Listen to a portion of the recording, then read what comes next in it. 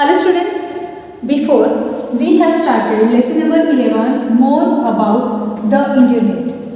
In that we have seen what is the computer network, uses of network, what is the internet and things need to connect internet. Today we are going to see World Wide Web. World Wide Web. The World Wide Web is a collection of millions of web pages stored in millions of computers all over the world. In fact, it is the storehouse of information on the internet.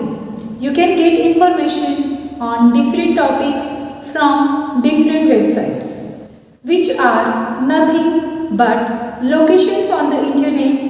A website usually comprises of multiple web pages and the main page is called the home page. Each web page is like a page of a book, providing information in the form of text, pictures, audio and video files. The web pages in World Wide Web are interconnected in complex ways. The hyperlinks connect different web pages and from the World Wide Web. Now, hyperlink. Hyperlinks are usually highlighted words.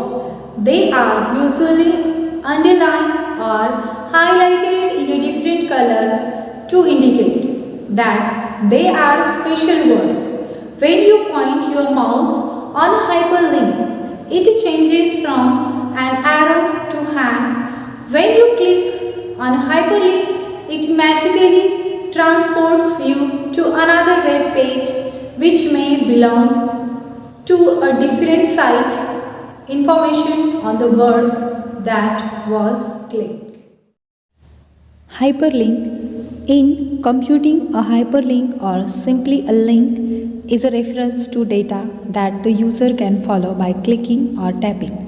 A hyperlink points to a whole document or to a specific element within a document. Hypertext is text with hyperlinks. The text that is linked from is called anchor text. Now, web browser. A web browser is a software application that allows you to access website and view web pages.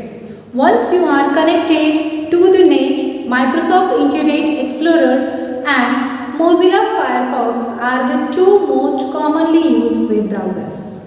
At the top of the web browser is an address line. Here you can type the address of the location on the internet that you want to visit.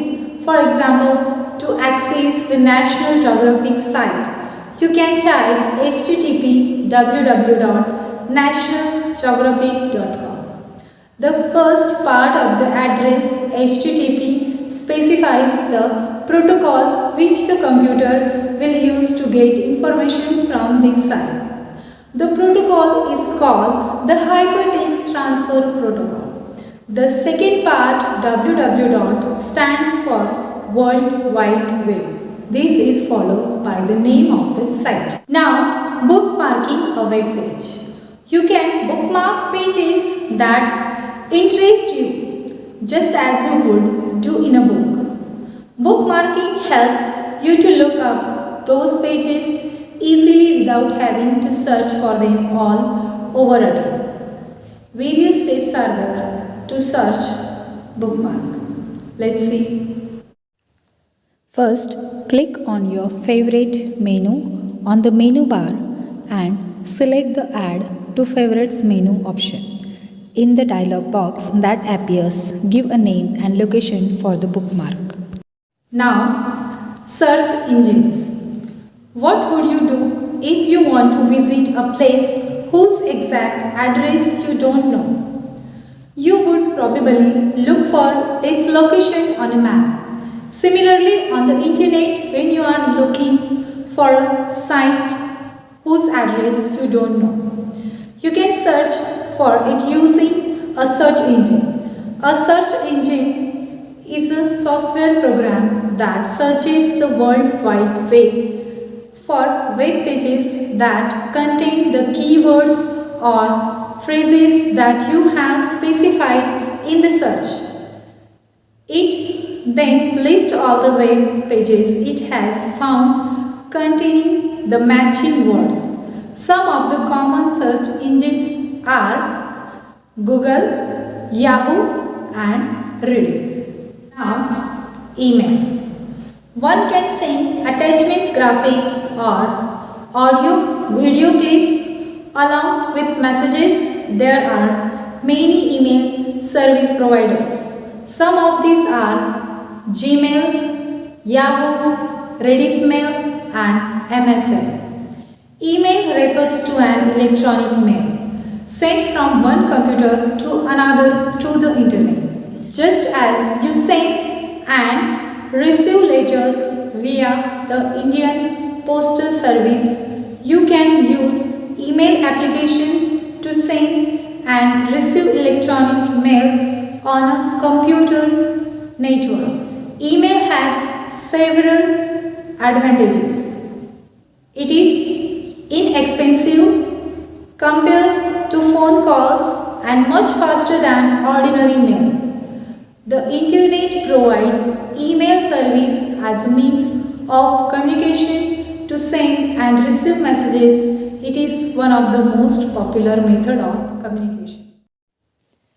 Email is read via an electronic inbox where all letters addressed to you are delivered. Just as you need a complete address to make sure your letter reaches the correct destination, similarly, to send an email, you need to know the receiver's email address or email ID. An email address usually is of the form name host. For example, in the email address admin@exam.com. Admin is the name of the owner of the address. @ is a symbol which means at, and gmail.com is the host organization that holds admin's mails for him. You can use the same email application to read and sort the mail in your inbox, to reply to it or compose an entirely new mail. Now, e-banking. Electronic banking is a net banking service that allows the users to monitor, transact and manage the bank accounts online. One can make use of e-banking services for viewing bank account details and account balance and downloading statements, transferring funds, requesting for checkbook and demand drafts, and stopping check payments, applying for loans, paying utility bills. We can use internet in video conferencing, e-commerce and chat applications. E-commerce or electronic commerce deals with buying and selling of goods and services over the internet. It allows the users to have an access to various products or services ranging from books, music, finance to many others. It is very convenient for the users to access different products while sitting at home or any other place. Video conferencing allows the users to have a live interaction visually from any part of the world. It can be used for conducting meeting, interviewing job candidates and distance learning programs. Thus, it helps to reduce travel expenses, saves time and improves communication. Using chat applications, you can chat with your friends over the internet, just as you would in your classroom. The difference is that Your friends may be located anywhere in the world. These applications allow you to type a message and get an instant reply from a friend or group of friends who are also logged onto the chat application. Chat applications also have ways to express various emotions as you would in a face to face. Now we are going to see netiquette. Netiquette rules about the proper and polite way to communicate with other people when you are using the internet. Necessary. Do people really need to know what you are posting? Exemplary. Are you portraying yourself in a model fashion? Thought provoking. Is your post stimulating? Idealistic. Do your thoughts show principle? Quotable. If someone used the words in your post to define you, how would you be remembered? Understandable. Can people understand what you are saying? What about your tone? Essential. Is what you are saying critical to the situation or conversation? Trustworthy. Do your words portray you as someone in whom people can confide? Exactly what you intended. Overall, does your post convey exactly what you intended it to convey? Be scholarly. Do use proper language, grammar, and spelling. Be explanatory, justify your opinions, credit the ideas of others, cite and link to scholarly resources. Avoid misinforming others when you may not know the answer. If you are guessing about something, clearly state that you do not have all of the information. Be respectful. Do respect privacy, respect diversity and opinions that differ from your own. Communicate tactfully and based discriminates on scholarly ideas or research evidence. Avoid sharing another person's professional or personal information. Be professional. Do represent yourself well at all times. Be truthful, accurate, and run a final spell check. Write in a legible black font and limit the use of emotions. Avoid using profanity or participating in hostile interactions. Be polite. Do address others by name or appropriate title and be mindful of your tone. Be polite as you would in a face to face situation. Avoid using sarcasm, being rude, or writing in all capital letters.